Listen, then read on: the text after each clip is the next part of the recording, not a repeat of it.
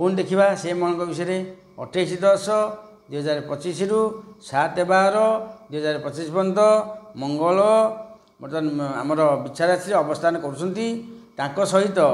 26/10/2025 रु 29/12/2025 पर्यंत बुध भी रोच मंगल बुध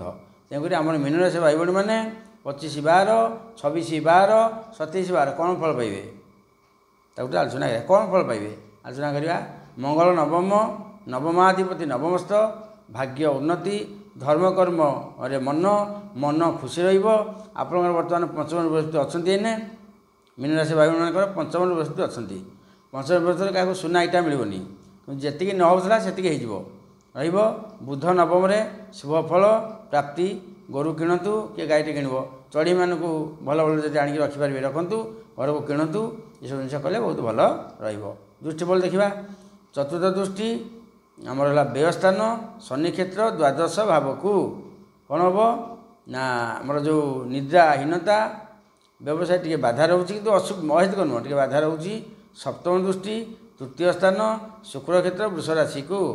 सान भाई आमर सान शाड़ी किशला ये सब भल संपर्क घर को मोबाइल भी किणतु से भी परीक्षा पास अष्टम दृष्टि चतुर्थ स्थान बुध क्षेत्र मीन राशि को गृह कलह मातृपीड़ा अष्टम दृष्टि चतुर्थ स्थान बुध क्षेत्र मिथुन राशि को मीन नुह मिथुन राशि को गृह कलह